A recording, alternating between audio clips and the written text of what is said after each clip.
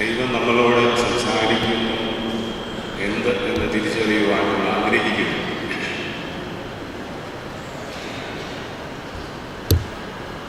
പരിമിത തിരുമേനിയുടെ കബറിങ്കൽ ഒരു ദിവസം 10 മിനിറ്റെങ്കിലും സന്ദർശനം നടത്തിയിട്ടുള്ളവർക്ക് വീണ്ടും വീണ്ടും വരണം എന്നുള്ള തീവ്രമായ ആഗ്രഹവും താല്പര്യവും ജിജ്ഞാസയും ജീവിതത്തിൽ ഉണ്ടാകുവാനുള്ള പ്രധാനപ്പെട്ട കാരണമെന്ന് പറയുന്നത് ആ പരിശുദ്ധന്റെ സാന്നിധ്യം കൊണ്ട് നമ്മൾ അനുഭവിക്കുന്ന അനുഭൂതിയാണ്. അത് മനുഷ്യൻ്റെ വാക്കുകൾ കൊണ്ട് വിവരിക്കുവാൻ സാധ്യമാണ്. സംഗീതത്തിൽ നമ്മൾ വായിക്കുന്നുണ്ട്, ദാവീദ് രാജാവ് പ്രാർത്ഥിക്കുന്നു, ഞാൻ ഒന്നു മാത്രം എൻ്റെ ജീവിതത്തിൽ ആഗ്രഹിക്കുന്നു, യഹോവയുടെ മനോഹരത്വം കാണണം, അവൻ്റെ മന്ദിരത്തിൽ ധ്യാനിക്കണം, ആയുഷ്കാലമൊക്കെയും അവൻ്റെ ആലയത്തിൽ പാർക്കുക. ദൈവത്തിൻ്റെ ആലയത്തിൽ പാർക്കണമെന്ന് ഇന്ത്യയേക്കാൾ 3 ഇരട്ടി വലിപ്പമുള്ള ഇസ്രായേൽ രാജ്യത്തിൻ്റെ അധിപൻ ആഗ്രഹിക്കുകയാണ്. ഒന്ന് മാത്രമേ ആഗ്രഹിക്കുന്നു എന്നുള്ളത് പറഞ്ഞാണ് ഇത് വിവരിക്കുന്നത്. ദൈവത്തിൻ്റെ ആലയത്തിൽ പാർക്കുക അതൊരു ഭാഗ്യമാണ്. ദൈവം നമുക്ക് തന്നിരിക്കുന്ന നന്മകൾ തിരിച്ചറിയുവാൻ, ദൈവശബ്ദം കേൾക്കുവാൻ, ദൈവത്തിൻ്റെ നന്മ നമ്മളിലൂടെ മറ്റുള്ളവർക്ക് പകർന്നു കൊടുക്കുവാൻ ദൈവമേ ഇടയാക്കണമെന്ന് പ്രാർത്ഥിക്കാണ് കടപ്പാട്. ഈ പാപപങ്കിലമാകുന്ന ലോകത്ത് ചതിയുടെയും വഞ്ചനയുടെയും വിവിധ തരത്തിലുള്ള ദുഷ്ടതകളുടെയും മധ്യത്തിൽ ചെന്നായ്ക്കളിടയിൽ കുഞ്ഞാടിനെ പോലെ ഞാൻ നിങ്ങളെ അയക്കുന്നു എന്ന് നമ്മൾ വചനത്തിൽ പഠിക്കുന്നത് പോലെ, കർത്താവിൻ്റെ വചനം പോലെ ഈ ലോകത്തിൽ ജീവിക്കുവാൻ വിളിക്കപ്പെട്ടവരാണ് നമ്മൾ ഓരോരുത്തർ. ഇന്ന് നമ്മൾ പൊതുവായിട്ട് ചിന്തിക്കുവാൻ ആഗ്രഹിക്കുന്ന വിഷയം മഹത്വമുള്ളവനായ യെശയ്യാ പ്രവാചകന്റെ പുസ്തകം 35-ാം അധ്യായം 8, 9, 10 വാക്യങ്ങളാണ്. മഹത്വമുള്ളവനായ യെശയ്യാ പ്രവാചകന്റെ പുസ്തകം 35-ാം അധ്യായം 8 മുതൽ 10 വരെയുള്ള വാക്യം. 3 വാക്യങ്ങളിലായിട്ട് സ്വർഗരാജ്യം എന്ത് എന്നുള്ളതിൻ്റെ ഒരു പ്രവചനം നമ്മൾ വായിച്ചു കേൾക്കുന്നു. അവിടെ ഒരു പെരുവഴിയും പാതയും ഉണ്ടാകും, അതിന് വിശുദ്ധ വഴിയെന്നും പേരാകും, ഒരശുദ്ധനും അതിൽ കൂടെ കടന്നു പോവുകയില്ല. അവനോട് കൂടെ ഇരിക്കും, വഴിപോക്കും ദോഷന്മാർ പോലും വഴിതെറ്റിപ്പോവുകയില്ല. ഒരു സിംഹവും അവിടെ ഉണ്ടാവുകയില്ല, ദുഷ്ടമൃഗവും അവിടെ കയറി വരികയില്ല, നാവകയെ അവിടെ കാണുകയില്ല. വീണ്ടെടുക്കപ്പെട്ടവരോടൊക്കെ നടക്കും, യഹോവയാൽ വീണ്ടെടുക്കപ്പെട്ടവർ മടങ്ങി ഉല്ലാസത്തോട്ടത്തോടെ സീയോനിലേക്ക് വരും. നിത്യമായ ആനന്ദം അവരുടെ തലമേലുണ്ടാകും. ആനന്ദവും സന്തോഷവും പ്രാപിക്കും, ദുഃഖവും നെടുവത്തും ഓടിപ്പോകും. യെശയ്യാ പ്രവാചകന്റെ പുസ്തകം 35-ാം അധ്യായം 8, 9, 10 വാക്യങ്ങൾ. ഇത് കർത്താവിനെ കുറിച്ചാണ്, ദൈവരാജ്യത്തെ കുറിച്ചാണ് നമ്മൾ വായിച്ചു കേൾക്കുന്നത്. ദൈവവേദി പരിശുദ്ധനാവും, ബലവാനെയും പരിശുദ്ധനാവും, കർമ്മമില്ലാത്തവരെയും പരിശുദ്ധനാവും എന്ന് നമ്മൾ എപ്പോഴും പ്രാർത്ഥിക്കുന്നു. ഞങ്ങളോട് കരുണ ചെയ്യണം, ഞങ്ങൾക്ക് വേണ്ടി ക്രൂശിക്കപ്പെട്ടവനെ ഞങ്ങളോട് കരുണ ചെയ്യണം പ്രാർത്ഥിക്കുന്നു. ഇതിനെ ഈ ദൈവം എന്നെ പരിശുദ്ധനെന്ന് നമ്മൾ ചൊല്ലുന്ന ആ ദൈവത്തെക്കുറിച്ചാണ് ഇവിടെ നമ്മൾ വായിച്ചത്. സ്വർഗരാജ്യത്തിലേക്കുള്ള വഴിയെക്കുറിച്ച് കർത്താവ് പഠിപ്പിക്കുന്നു. വാതിലാകും, നല്ലിടയനാകും, മുന്തിരിവള്ളിയാകും, ജീവന്റെ അപ്പമാകും, ഈ ലോകത്തിന്റെ പ്രകാശമാകും, ഭൂമിയുടെ ഉപ്പാകും, ഞാൻ തന്നെ വഴിയും സത്യ ജീവനുമാകും നോക്കിയും കർത്താവ് സുവിശേഷം നമ്മളെ പഠിപ്പിക്കുന്നു. ഞാൻ എന്ന് കർത്താവ് വളരെ ആധികാരികമായി സംസാരിക്കുമ്പോൾ നമ്മൾ ശ്രദ്ധേയമായി ജീവിതത്തിൽ നടക്കേണ്ടത് ആ വഴിയിലൂടെ. ആ വഴിയെക്കുറിച്ചാണ് ഈ ഭാഗത്ത് നമ്മൾ വായിക്കുന്നത്. പെരുവഴിയും പാതയും ഉണ്ടാകും. പെരുവഴി ഇംഗ്ലീഷ് വേർഷൻ ഹൈവേ എന്നാണ്. പ്രത്യേകിച്ച് ഇന്ന് വാഹനം ഉപയോഗിക്കാത്തവര് ചുരുക്കമാണ്. നമ്മൾ വാഹനത്തിൽ ഹൈവേയിൽ കൂടെ യാത്ര ചെയ്യുന്നത് പോലെ ഒരു വില്ലേജ് റോഡിൽ കൂടെ അല്ലെങ്കിൽ ഇടുങ്ങിയ വഴി കൂടെ പോകുവാനായിട്ട് സാധിക്കുകയില്ല. പ്രത്യേകിച്ച് 4 വീലറിലൊക്കെ ആണെങ്കിൽ 80, 90, 100, 120 കിലോമീറ്റേഴ്സ് വേഗതയിലൊക്കെ സ്പീഡിൽ നമുക്ക് പോകാനായിട്ട് സാധിക്കും ഹൈവേ. പക്ഷേ ഹൈവേയിൽ പാലിക്കേണ്ട ചില നിയമങ്ങളും ശ്രദ്ധകളും ഒക്കെ നമ്മുടെ വണ്ടി കണ്ടീഷനാണ് എന്ന് നമ്മളറിയാം. എൻജിൻ പ്രോബ്ലംസ് ഉണ്ടാക്കുന്നതാണ്, ബ്രേക്ക് പോകാൻ സാധ്യതയുണ്ട്, ടയർ പൊട്ടിത്തെറിക്കാൻ സാധ്യതയുണ്ട്, നമ്മൾ ക്ഷീണമുണ്ട്, ഉറങ്ങിപ്പോകാനുള്ള സാധ്യതയുണ്ട്. എതിരെയോ അല്ലെ മുമ്പിലോ ഉള്ള വാഹനങ്ങൾ ഏത് വേഗതയിലാണ് പോകുന്നത്,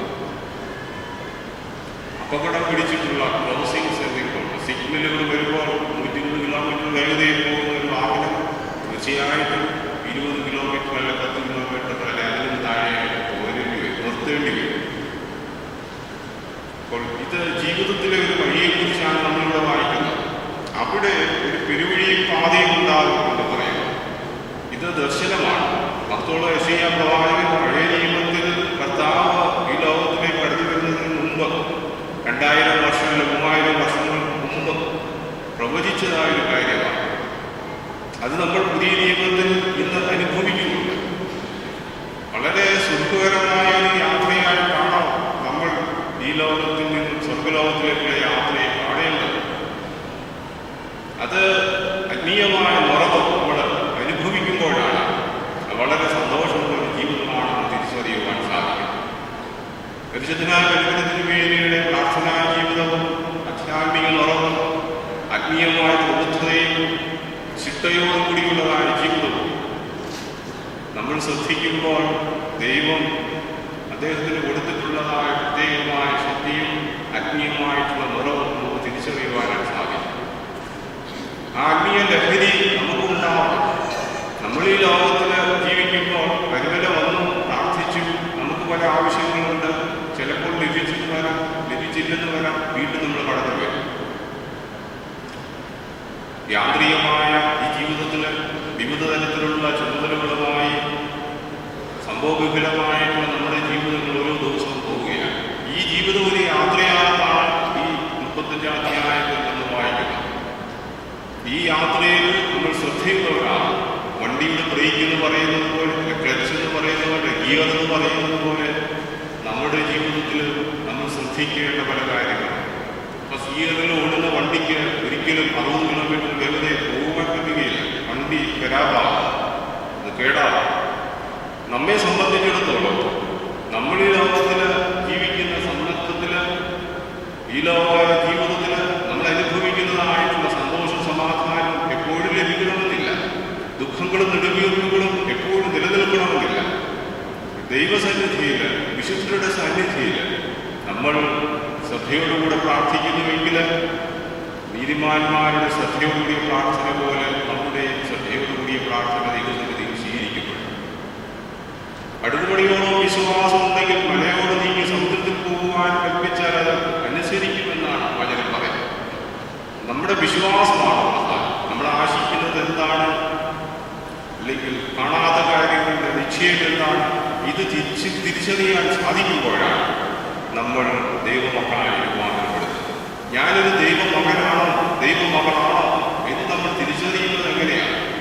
ദൈവാത്മാവുള്ളവരായി മാറുമ്പോഴാണ്.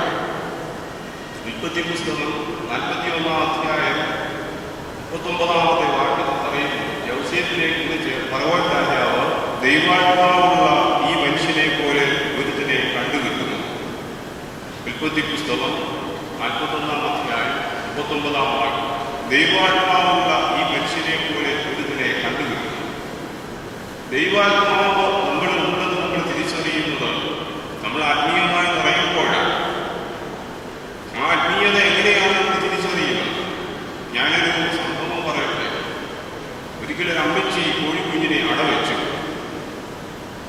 12 കോഴിക്കുഞ്ഞിനെ കോഴിമുട്ട അടവെച്ചു.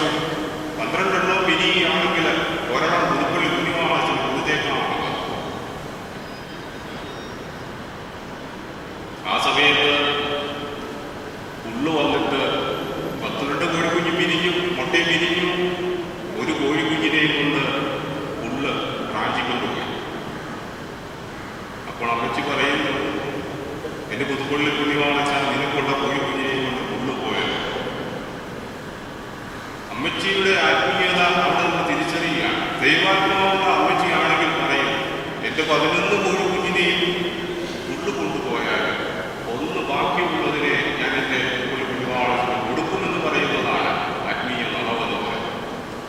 ഇത് കോഴിക്കുഞ്ഞിൻ്റെ അമ്മച്ചിയുടെയും സംഭവമോ കഥയും മാത്രമല്ല, ഇത് നമ്മുടെയൊക്കെയും ജീവിതത്തിലുണ്ട്.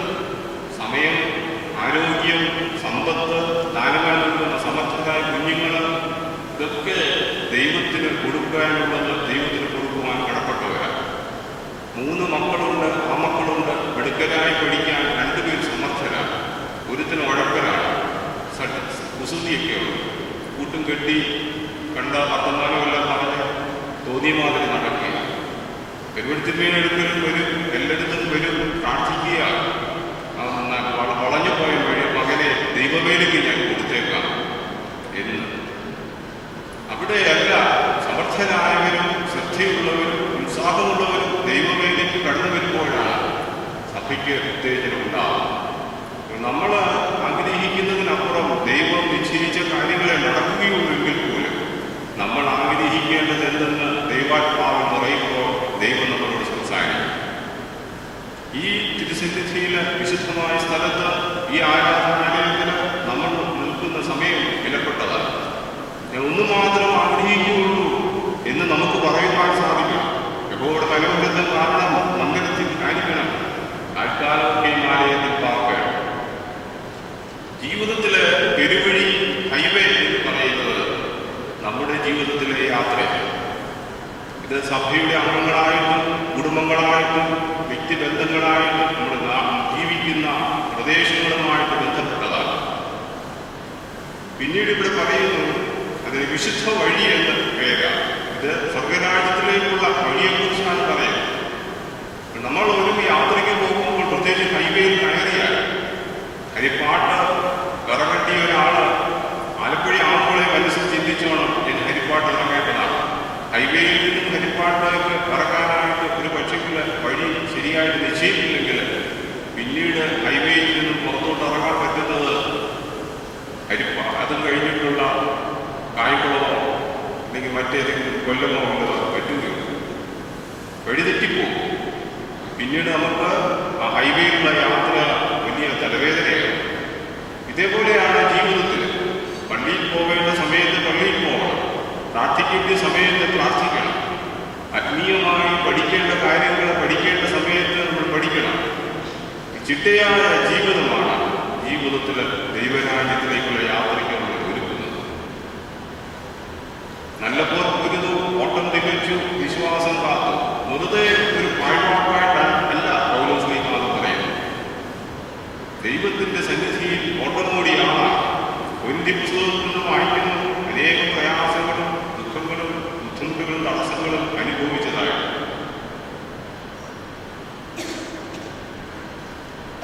ദൈവത്തിന്റെ മക്കളായി ജീവിക്കുവാൻ വിളിക്കപ്പെടുമ്പോൾ അവിടെ തടസ്സങ്ങളോ ബുദ്ധിമുട്ടുകളോ ഉണ്ടാകുമ്പോൾ തളർന്നു പോവാതിരിക്കണമെന്നുണ്ടെങ്കിൽ നമ്മൾ ദൈവസന്നിധിയിൽ ശ്രദ്ധയോടെ കൊട്ടുന്നു കൊടുത്തവരായിരിക്കും. 2 കൊരിന്ത്യർ 11-ാം അധ്യായം 24 മുതലുള്ള വാക്യങ്ങളിൽ പറയുന്നുണ്ട്. 2 കൊരിന്ത്യർ 11-ാം അധ്യായം 24 പറയുന്നു, ഞാൻ ഏറ്റവും അധികം പ്രാവശ്യം അധ്വാനിച്ചു, അധികം പ്രാവശ്യം തടവിലായി, അനവധി അടികൊണ്ടു, പലപ്പോഴും പ്രാണഭയത്തിനായി, 1 കുറേ 40 അടി കൂടുതലാൽ കൊണ്ടു, 3 വട്ടം പോലിനാൽ അടികൊണ്ടു, കല്ലേറ് കൊണ്ടു, രാപ്പകൽ കപ്പൽ ചേതനത്തിലാക്കപ്പെട്ടു, വെള്ളത്തിൽ ഒഴുകി നടന്നു, ഞാൻ പലപ്പോഴും യാത്ര ചെയ്തു. നദികളിലെ ആപത്ത്, കള്ളന്മാരാലുള്ള ആപത്ത്, സ്വജനത്താലുള്ള ആപത്ത്, അന്യജാതിയാലുള്ള ആപത്ത്, പട്ടണത്തിലെ ആപത്ത്, കാട്ടിലെ ആപത്ത്, കടലിലെ ആപത്ത്, കള്ള സഹോദരന്മാരാലുള്ള ആപത്ത്, അധ്വാനം, പ്രയാസം, പലവട്ടം ഉറപ്പിളിപ്പ്, വൈദാഹം, പലവട്ടം പട്ടിണി, ശീതനഗ്നത എന്നീ അസാധാരണ സംഗതികൾ കൂടാതെ സർവ്വസഭകളെക്കുറിച്ചുള്ള ചിന്താധാരയുടെ തീർക്കുന്നുണ്ട് എന്ന് പറയും. ഈ പൗലോസ് ശ്ലീഹ ഇത്രമാത്രം പ്രയാസങ്ങൾ സഹിച്ച് സുവിശേഷത്തിന് വേണ്ടി ഓടി നടന്നതുകൊണ്ടാണ് അന്ത്യകാലത്ത് പറയുന്നത്, നല്ലപോലെ പൊരുതു, ഓട്ടം തികച്ചു, വിശ്വാസക്കാർ ജീവന്റെ കിരീടമെനിക്കായി വെച്ചിരിക്കും. നമ്മുടെ ജീവിതത്തിൽ സഭയ്ക്ക് വേണ്ടിയോ സമൂഹത്തിന് വേണ്ടിയോ മക്കൾക്ക് വേണ്ടിയോ കുടുംബത്തിന് വേണ്ടിയോ ദേശത്തിന് വേണ്ടിയോ നമ്മൾ അധ്വാനിക്കുന്നവരാണെങ്കിൽ നമുക്ക് ഇപ്പോൾ നിവൃത്തിയായി നാഥാനെ തിരിച്ചെടുക്കേണ്ട പ്രാണനെ എടുക്കണമേ എന്ന് വൃദ്ധനായ ശീമോനെ പോലെ പ്രാർത്ഥിക്കുവാൻ സാധിക്കും. ദൈവം നമുക്ക് തരുന്ന ഓരോ ദിവസവും നമുക്ക് ഒരു പ്രോമിസറി നോട്ട് പോലാണ്. ഗ്രാൻഡ് പീരീഡാണ്. ഓരോ ദിവസവും ദൈവം അനുവദിച്ചു തരികയാണ്. ഇന്ന് കൂടെ നിനക്ക് അവസരം തരികയാണ്. ഓരോ ദിവസവും കർത്താവ് ഇന്നിനെ കുറിച്ചാണ് നമ്മളെ പഠിപ്പിക്കുന്നത്. ഇന്ന് ആവശ്യമുള്ള അപ്പം തരണമേ, ഇന്ന് നിങ്ങൾ എൻ്റെ ശബ്ദം കേൾക്കുന്നുവെങ്കിൽ, ഇന്ന് നീ പോയി എൻ്റെ തോട്ടത്തിൽ പണി ചെയ്യുക, ഇന്ന് നീ എന്നോട് കൂടെ പരദീസ ചെയ്തിരിക്കും. അപ്പോൾ ആ ഇന്ന് എന്ന് പറയുന്നത് നാളെ പരദീസയിലിരിക്കുമെന്നല്ല, നാളെ തോട്ടത്തിൽ പോയി പണി ചെയ്യണമെന്നല്ല, അല്ലെങ്കിൽ നാളെ നീ എൻ്റെ ശബ്ദം കേൾക്കണമെന്നല്ല. നമ്മൾ ഈ ലോകത്തിൽ ഇന്ന് എന്ന് പറയുന്നത്, ടുഡേ എന്ന് പറയുന്നതാണ് ദൈവം നമുക്ക് തന്നിരിക്കുന്നത്. ഇന്ന് നമ്മൾ എന്ത് ചെയ്തു? ഒരു ദിവസം രാവിലെ എഴുന്നേൽക്കുമ്പോൾ പ്രാർത്ഥിച്ചു, 10 മിനിറ്റ് അല്ലെ 2 മിനിറ്റ് പ്രാർത്ഥിച്ചതിന് ശേഷം ഇന്ന് എന്താണ് ചെയ്യേണ്ടത്? പുരുഷനാണെങ്കിലും സ്ത്രീ ആണെങ്കിലും നമുക്ക് ഉത്തരവാദിത്വങ്ങളും, കുഞ്ഞുങ്ങളെ കുറിച്ചായിരിക്കാം, നമ്മുടെ ജോലിക്കാര്യങ്ങളെ കുറിച്ചായിരിക്കാം, അല്ലെങ്കിൽ നമ്മളെ ഏൽപ്പിച്ചിരിക്കുന്ന ചുമതലകളെ കുറിച്ചായിരിക്കാം. നമ്മളത് താല്പര്യമെടുക്കണം. എണ്ണി ആ കണക്കുകൾ ദൈവസന്നിധിയിൽ വൈകുന്നേരം ഓർക്കുവാണ്ടോളം സാധിക്കും. സന്ധ്യയുടെ നമസ്കാരത്തിൽ, ശിവനമസ്കാരത്തിൽ ചൊല്ലുന്നു. പകൽ സമയത്ത് നിങ്ങളുടെ അധ്വാനങ്ങളിൽ നിന്ന് വിശ്രമിച്ച് ദൈവശബ്ദം കേൾക്കുവാൻ നിങ്ങൾ ഒരുക്കിടുക. പകൽ സമയത്ത് ചില അധ്വാനങ്ങളിൽ നിന്ന് സ്വസ്ഥമായി നിൽക്കുവാണ്ടോളം സാധിക്കുന്നതാണ് ദൈവത്തിൻ്റെ ഒരു ദിവസം നമുക്ക് തരുന്നത് എന്ന് നമ്മൾ ഓർക്കുക. യെശയ്യാ പ്രവാചക പുസ്തകം 35-ാം അധ്യായം 8-ാം വാക്യം, പെരുവഴിയിൽ പാതയുണ്ടാകും, വിശുദ്ധ വഴി എന്ന് പേരാണ്, ഒരു അശുദ്ധനും അതിൽ കൂടെ കടന്നു പോവുകയില്ല. അശുദ്ധൻ എന്ന് പറയുന്നത് ദൈവശബ്ദം കേൾക്കാത്തവരാണ്. 99 ആടിനെ വിട്ടിട്ട് നശിച്ചു പോകുന്ന ഒരാടിനെ തേടിപ്പോകണമെന്ന് കർത്താവ് പഠിപ്പിച്ചു. ആ ഒരു ആടായിട്ടാണ് നമ്മളെ ഓരോരുത്തരെയും കാണേണ്ടത്. പെരുവെളുത്തിരുവേലി 99 ഒരാളായിരിക്കാം. കർത്താവിന്റെ വചനമാണ് 99 നീതിമാന്മാരെക്കാൾ ദൈവരാജ്യത്തിൽ ദൈവദൂതന്മാരുടെ മധ്യത്തിൽ ഏറ്റവും അധികം സന്തോഷമുണ്ടാകും. നമ്മൾ തെറ്റിപ്പോയവരാണോ നേരായ വഴികൾ നടക്കുന്നവരാണോ എന്ന് പരിശോധിക്കുവാൻ നമുക്ക് സാധിക്കണം. കുംഭസാരമാണെങ്കിലും, കുർബാനാനുഭവമാണെങ്കിലും, അല്ലെങ്കിൽ അതേപോലെയുള്ള മറ്റു കൂതാശകളാണെങ്കിലും, നമ്മളെ സംബന്ധിച്ചിടത്തോളം നമ്മളെ നേർവഴി നടത്തുവാൻ തക്കവണ്ണം, അശുദ്ധരാവാതിരിക്കുവാൻ തക്കവണ്ണം, ദൈവത്തിൻ്റെ വലിയ വഴികളിൽ ഹൈവേയിൽ യാത്ര ചെയ്യുന്നവരായിരിക്കുവാൻ തക്കവണ്ണം നമ്മളെ ഒരുക്കുവാൻ തക്കവണ്ണമാണ് സഭ നമ്മളെ ക്രമീകരിച്ചിരിക്കുന്നത്. സഭയുടെ മക്കളായി ജീവിക്കുമ്പോൾ നമുക്ക് ചില ശീലങ്ങളുടെ ചിട്ടകളുണ്ട്. എന്തും ചെയ്യാൻ പറ്റുന്നതല്ല സ്വാതന്ത്ര്യം എന്ന് പറയുന്നത്. സ്വാതന്ത്ര്യം എന്ന് പറയുന്നത് നിയന്ത്രണങ്ങളും നിയമങ്ങളും ചിട്ടകളും പരിശീലനങ്ങളും ഉള്ളതാണ്. ഏതെന്തോട്ടത്തിൽ 2 കാര്യങ്ങൾ അത് നിങ്ങൾ സഭയോട് പറയുന്നില്ല. നിങ്ങൾ ജീവന്റെ വൃക്ഷത്തിന്റെ ഫലം തിന്നരുത്, തിന്നുന്നതാണ് നിങ്ങൾ മരിക്കും. മറ്റൊന്ന് പറഞ്ഞു, നന്മ തിന്മകളുടെ അറിവിന്റെ വൃക്ഷത്തിന്റെ ഫലം തിന്നരുത്. നന്മ തിന്മകളുടെ അറിവിന്റെ വൃക്ഷത്തിന്റെ ഫലം തിന്നപ്പോഴാണ് ഇനി ജീവന്റെ വൃക്ഷത്തിന്റെ ഫലം തിന്നാതിരിക്കേണ്ടത് അവരെ തോട്ടത്തിൽ നിന്ന് ദൈവം പുറത്താക്കും. ആ ഏതൊരു തോട്ടം പറുദീസയാണെന്ന് വ്യാഖ്യാനമുണ്ട്, സ്വർഗമാണെന്ന് വ്യാഖ്യാനമുണ്ട്. എന്താണെങ്കിലും നമ്മെ സംബന്ധിച്ചിടത്തോളം ദൈവത്തിൻ്റെ മക്കളായി ആപത്തിൽ നിന്ന് വിടുതൽ പ്രാപിക്കാൻ ദൈവം തൻ്റെ പുത്രനെ ലോകത്തിൽ അയച്ചു. അവൻ ദൈവരൂപത്തിലിരിക്കെ അഗ്നോസിസ് താഴ്ത്തി മനുഷ്യനായി തന്നെത്താൻ ക്രൂശിലെ വന്നതോട് അനുസരണമുള്ളവനായി തീർന്നു എന്ന് നമ്മൾ പഠിക്കുന്നു. ഫിലിപ്പിയ ലേഖനം 2-ാം അധ്യായം. ദൈവത്തിൻ്റെ സന്നിധിയിൽ നമ്മൾ താഴ്ത്തപ്പെടുമ്പോൾ, ദൈവശബ്ദം കേൾക്കുമ്പോൾ നമ്മൾ രൂപാന്തരപ്പെടുകയാണ്. ദൈവം നമ്മളോട് സംസാരിക്കുകയാണ്. ആത്മീയമായ നിറവുള്ളവരായി മാറുകയാണ്. നമ്മൾ ഈ ലോകത്തിൽ നമ്മളുടെ തെറ്റുകളെയും കുറവുകളെയും തിരിച്ചറിയാൻ നമുക്ക് സാധിക്കണം. ഒരിക്കല് അപ്പച്ചനും അമ്മച്ചിയും വളരെ മാതൃകയുള്ളവരായി ജീവിക്കുന്നവരാണ്. നാട്ടിലൊക്കെയും ചൊല്ലാൻ അപ്പച്ചൻ്റെ അമ്മച്ചികളെയായി. അപ്പച്ചന് ഒരു ദിവസം ഒരു സംശയം, തൻ്റെ ഭാര്യയ്ക്ക് കേൾക്കാൻ പറ്റുന്നില്ലയോ എന്ന്, കേൾവിക്കുറവുണ്ടോ എന്ന് സംശയം. ഈ അപ്പച്ചന് അത് എടി നിനക്ക് കേൾക്കുമോ എന്ന് ചോദിക്കാൻ പോലുമുള്ള, അതുപോലെ അവളെ വിഷമിപ്പിക്കുമോ, അവർക്ക് പ്രയാസമാകുമോ, എൻ്റെ ഭർത്താവിനോട് ഇങ്ങനെ ചോദിച്ചല്ലോ എന്ന് ആകുമല്ലോ എന്നുള്ളത് നേരിട്ട് ചോദിക്കാൻ പോലും അത്ര സ്നേഹമാണ്, കരുതലാണ്. പ്രായമായി മക്കളുമൊക്കെ ഗൾഫിലോ പുറത്തുമൊക്കെയാണ്, ഇവരൊറ്റയ്ക്കാണ് താമസം. 2 പേർക്കും തുണ അങ്ങോട്ടും ഇങ്ങോട്ടും അവരൊക്കെ തന്നെ ഉള്ളൂ. അപ്പോഴാണ് അപ്പച്ചൻ ഈ സംശയം. അപ്പച്ചൻ ഫാമിലി ഡോക്ടറെ അടുത്ത് ചെന്നു തൻ്റെ ഭാര്യയ്ക്ക് വെള്ളിപ്പുറമാണോ എന്ന സംശയം എനിക്കത് ചോദിക്കാനായിട്ട് ഭയമാണ്. അവൾക്കത് മനസ്പ്രയാസമാകുന്നതുകൊണ്ട് എന്താണ് അതിനൊരു ഒരു പരിഹാരം എന്ന് ചോദിച്ചു. സന്ധ്യയാകുമ്പോൾ കുക്കിങ്ങിൻ്റെ സമയത്ത് ഭാര്യ കുക്ക് ചെയ്യുന്നത് എന്താണ് എന്ന് ചോദിക്കണമെന്ന് ഡോക്ടർ പരാമർശിച്ചു.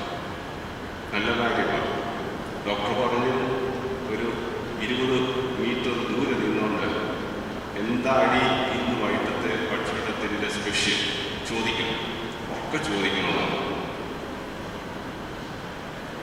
30 മിനിറ്റ് പ്രതികരിച്ചില്ലെങ്കിൽ നമുക്ക് തീരുമാനിക്കാം കേൾവിക്കുറവുണ്ട്. വീണ്ടും ഒരു 20 മീറ്റർ അടുത്ത് നിന്നിട്ട് വീണ്ടും ചോദിക്കണം ഇന്ന് വൈകിട്ടത്തെ ഭക്ഷണത്തിൻ്റെ സ്പെഷ്യൽ എന്താണ്. കേൾക്കുന്നില്ല, പ്രതികരിക്കുന്നില്ലെങ്കിൽ അതിനർത്ഥം ഇയർഫോൺ വയ്ക്കേണ്ടി വരും എന്നുള്ളതാണ്. വീണ്ടും ഡോക്ടർ പറഞ്ഞു 10 മിനിറ്റ് വീണ്ടും നിന്ന് ചോദിക്കണം എന്തോ വാടി ഇന്നത്തെ വൈകിട്ടത്തെ ഭക്ഷണത്തിൻ്റെ സ്പെഷ്യൽ. പ്രതികരണമില്ലെങ്കിൽ ഒരു പക്ഷേ ഇയർഫോണൊന്നും പ്രയോജനപ്പെട്ട കാര്യത്തിൽ പരിശോധിക്കണം എന്നുള്ളത്. പിറ്റേന്ന് വൈകുന്നേരം ഭാര്യ കുട്ടീനെ കയറി ചോദ്യം ആരംഭിക്കുകയാണ്. ഒന്നും അറിയാത്തതുപോലെ അപ്പച്ചൻ 30 മിനിറ്റ് ദൂരെ നിന്നുകൊണ്ട് ചോദിച്ചു എന്താ വാടി ഇന്നത്തെ വൈകിട്ടത്തെ ഭക്ഷണത്തിൻ്റെ സ്പെഷ്യൽ. മറുപടിയില്ല. 20 മീറ്റർ മറുപടിയില്ല. 10 മിനിറ്റ് മറുപടിയില്ല. വളരെ വിഷമം തോന്നും. ഇനി എങ്ങനെ ഞാൻ ആരോട് സംസാരിക്കും? കേൾക്കാമെന്നെങ്കിൽ ഞാൻ പറയുന്നതൊക്കെ കേൾക്കാമെന്നല്ല എഴുതി കൊടുക്കേണ്ടി വരും. കമ്മ്യൂണിക്കേഷനിലാണ് എന്താകുമല്ലോ എന്നെല്ലാം വിഷമിച്ചിങ്ങനെ ഇരിക്കുമ്പോഴാണ്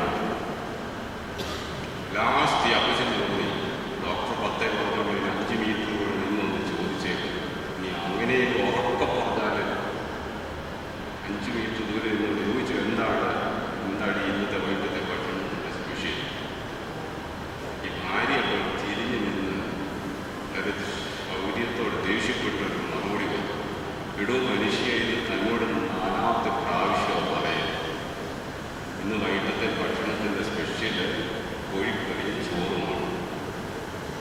ഇവിടെ സംഭവം എന്താണെന്ന് ചോദിച്ചാൽ അപ്പച്ചനാണ് കേൾവിക്കുറവ്. ഈ ഭാര്യ പ്രതികരിക്കുന്നത് വൈകിട്ടത്തെ ഭക്ഷണത്തിൻ്റെ സ്പെഷ്യൽ പറയുന്നത് ഈ ഭാര്യ പറയുന്നത് ഭർത്താവ് കേൾക്കുന്നില്ല, അപ്പച്ചൻ കേൾക്കുന്നില്ല. ഇത് ആത്മീയമായിട്ടുള്ളൊരു ദർശനം നമ്മളിവിടെ കാണാം. നമ്മുടെ ജീവിതത്തിൽ നമ്മളിൽ ഓരോരുത്തർക്കും ആയിരിക്കാം പ്രശ്നങ്ങളും പരാതികളും പരിഭവങ്ങളും ബുദ്ധിമുട്ടുകളും പ്രതിസന്ധികളുമുള്ളത്.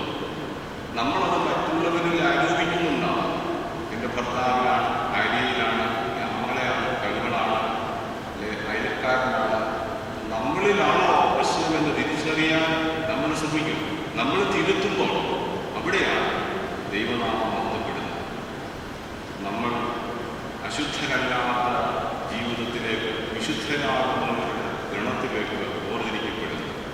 പരിവൃത്തിന് വേണ്ടി ഞങ്ങൾക്ക് വേണ്ടി പ്രാർത്ഥിക്കണമേ എന്ന് നമ്മൾ പ്രാർത്ഥിക്കുന്നതോടൊപ്പം തന്നെ പരിവൃത്തിന് വേണ്ടി അവിടുത്തെ പോലെ വിശുദ്ധി ഞങ്ങൾക്കും അനുഭവിക്കുവാൻ ജീവിതത്തിൽ ഞങ്ങളെ തിരുത്തണമേ എന്നും കൂടെ പ്രാർത്ഥിക്കണം.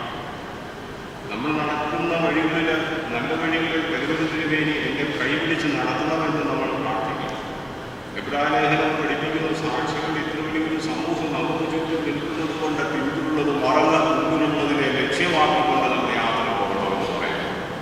നമ്മളൊരിക്കലും വിചാരിക്കരുത് ഇവിടെ നിന്ന് പോയാൽ പരിവൃത്തിന് വേണ്ടി നമ്മളുടെ കൂടെ ഇല്ലായ.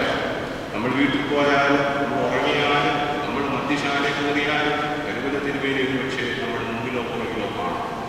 പോകരുത് മോനെ, ചെയ്യരുത് മോനെ, അങ്ങനെ പറയരുത് മോളെ എന്നൊക്കെ ഒരു പക്ഷേ പരിവൃത്തിന് വേണ്ടി നമ്മുടെ ഉള്ളിൽ നിന്ന് ശബ്ദിക്കുന്നുണ്ടാകാം. അവിടെയാണ് നമ്മുടെ സ്വാതന്ത്ര്യം കടന്നു വരുന്നത്. നമ്മളതിനെ തുറവൽക്കരിച്ചുകൊണ്ട് അങ്ങനെയൊന്നും ശരിയാവില്ലല്ലോ എന്ന് വിചാരിച്ച് വൈശാലിക ശക്തികൾക്ക് കീഴ്പ്പെട്ടു പോകും. അശുദ്ധനിവിടെ കടക്കിയില്ല എന്നാണ് ഇവിടെ പറയുന്നത്. വഴിപോക്ക ദോഷന്മാർ പോലും അവിടെ കടന്നു വരികയും സിംഹം ഉണ്ടാവുകയും ഇഷ്ടമൊന്നും അവിടെ കടന്നു വരികയും അവയെ അവിടെ കാണുകയും വീണ്ടെടുക്കപ്പെട്ടവർ അവിടെ നടക്കും. ഒരുവൻ ക്രിസ്തുവിലായാൽ പുതിയ സൃഷ്ടിയാകുന്നുവെന്ന് നമ്മൾ പുതിയ നിയമത്തിൽ പൗലോസ്ലീഹ പഠിപ്പിക്കുന്നു. പൗലോസ്ലീഹ ശൗലായിരുന്നപ്പോൾ ക്രിസ്തുവിനെ ഏറ്റവും കൂടുതൽ ഉപദ്രവിച്ച ആളാണ്. ആ പൗലോസ്ലീഹയാണ് പറയുന്നത്, എനിക്ക് ജീവിക്കുന്നത് ക്രിസ്തുവും മരിക്കുന്നത് ലാഭവുമാകും. അപ്പോൾ മനുഷ്യന്റെ രൂപാന്തരങ്ങളുണ്ടാകും. മാനസാന്തരം എന്ന് പറയുന്നത് പുതിയൊരു അനുഭവത്തിലേക്ക് കൊണ്ടുവരികയാണ്. അന്ധകാരത്തിൽ നിന്നും അത്ഭുത പ്രകാശത്തിലേക്ക് വിളിച്ചവരുടെ സൽഗുണങ്ങളെ ഘോഷിക്കാൻ തക്കവണ്ണം തിരഞ്ഞെടുക്കപ്പെട്ട ഒരു ജാതിയായി നമ്മൾ മാറുകയാണ്, സ്വന്തം ജനമായി മാറുകയാണ്, പൗരോഹിത്യ സൽഗുണ പൗരോഹിത്യമുള്ളവരായി മാറുകയാണ്. അന്ധകാരത്തിൽ അത്ഭുത പ്രകാശത്തിലേക്ക് വിളിച്ചവരുടെ സൽഗുണങ്ങളെ ഘോഷിക്കാൻ തന്നെ തക്കവണ്ണം തിരഞ്ഞെടുക്കപ്പെട്ട ഒരു ജാതി, പുരോഹിത വർഗവും വിശുദ്ധ വംശവും സ്വന്തം ജനവുമായി രൂപാന്തരപ്പെടുന്നത് നമ്മൾ അത്ഭുത പ്രകാശത്തിലേക്ക് വരുവാൻ ആഗ്രഹിക്കുമ്പോഴാണ്. ഇന്ന് നമ്മളൊരു ദേവാലയത്തിൽ ഇരിക്കുമ്പോഴും ദേവാലയത്തിൽ പോകുമ്പോഴും നമ്മുടെ ജീവിതത്തിൽ നമ്മുടെ മനസ്സിലുണ്ടാവേണ്ട ശബ്ദം, എൻ്റെ പരിമളത്തിന് വേണ്ടി എങ്ങനെ ജീവിച്ചുവോ അതുപോലെ എനിക്കും ജീവിക്കണം. എൻ്റെ ജീവിതത്തിൽ ഞാൻ കുടുംബമായിട്ടായിരിക്കാം, ഞാൻ വീടുകളിലായിരിക്കാം, അല്ലെങ്കിൽ ഞാൻ ഗ്രാമപ്രദേശങ്ങളിലായിരിക്കാം, കഷ്ടപ്പാട്ടായിരിക്കാം, അധ്വാനിച്ചായിരിക്കാം ജീവിക്കുന്നത്. പക്ഷേ അവിടെയൊക്കെയും ദൈവാത്മാവുള്ളവനായി ഉള്ളവളായി ജീവിക്കുവാൻ ത്രാണികളാണ്. യൗസേപ്പിൽ കാണുന്ന ദൈവാത്മാവെന്ന് പറയുന്നത് സ്വപ്നങ്ങൾക്ക് അർത്ഥം പറയുകയാണ്. ഇസ്രായേൽ ദേശത്തിൽ ക്ഷാമം വരുമ്പോൾ അവിടെ കരുതി വയ്ക്കുവാൻ തക്കവണ്ണം ധാന്യങ്ങൾ ഉണ്ടാവണം എന്ന് ഫറവോന് നിർദ്ദേശം കൊടുക്കുകയാണ്. അത് ക്ഷാമം ഉണ്ടാവുന്നത് 7 വർഷത്തിന് ശേഷമല്ല, 7 വർഷം കഴിയുമ്പോൾ ഉണ്ടാവുന്ന ക്ഷാമത്തിന് ഇപ്പോഴേ സുഭിക്ഷമായ ഈ സമയത്ത് ഒരുക്കങ്ങൾ ഉണ്ടാവണം. ഒരാഴ്ച മുമ്പ് നമ്മൾ ഒറീസ, മധ്യപ്രദേശ് ആ ഭാഗങ്ങളിൽ വീശിയടിച്ച കാറ്റിനെ കുറിച്ച് വായിച്ചതാണ്. 2 ദിവസം 3 ദിവസം മുമ്പേ വേണ്ടതാ ഒരുക്കങ്ങളെല്ലാം നടത്തുകൊണ്ട് ജീവഹാനി വളരെയധികം കുറയ്ക്കുവാൻ തക്കവണ്ണം സാധിച്ചു. 25,000 50,000 1 ലക്ഷമോ ആളുകൾ മരിക്കേണ്ട സ്ഥാനത്ത് ഏതാണ്ട് 20-25 പേര് മരം വീണു, അല്ലെങ്കിൽ വെള്ളത്തിനകത്ത് കളിക്കാൻ തുടങ്ങിയപ്പോഴോ വാഹനം ഒഴുകിപ്പോയോ ഒക്കെ മാത്രമേ മരണം സംഭവിച്ചു. അപ്പോൾ ഇന്ന് നമുക്ക് വരാൻ പോകുന്ന ആപത്തുകളെ കുറിച്ച് ശാസ്ത്രീയമായ കണ്ടുപിടുത്തങ്ങളുണ്ട്. ഇവിടെ യൗസേപ്പ് പ്രതികരിക്കുകയാണ്, ദേശത്ത് ക്ഷാമം വരാൻ പോകുന്നു. അത് സംഭവിച്ചു. യൗസേപ്പിനെ പ്രധാനമന്ത്രിയാക്കി യാക്കോബും കുടുംബവും ബാക്കിയുള്ളവരെല്ലാവരും വന്ന് ഇസ്രായേലിൽ ജീവിക്കുന്നതായിട്ട് കാണാം ചരിത്രം. ഉൽപ്പത്തി പുസ്തകം 41-ാം അധ്യായം 39-ാമത്തെ വാക്യത്തിലാണ് കാണുന്നത്, ദൈവാത്മാവുള്ള ഈ മനുഷ്യനെ പോലെ ഒരുത്തരെ കണ്ടുകിട്ടുന്നു.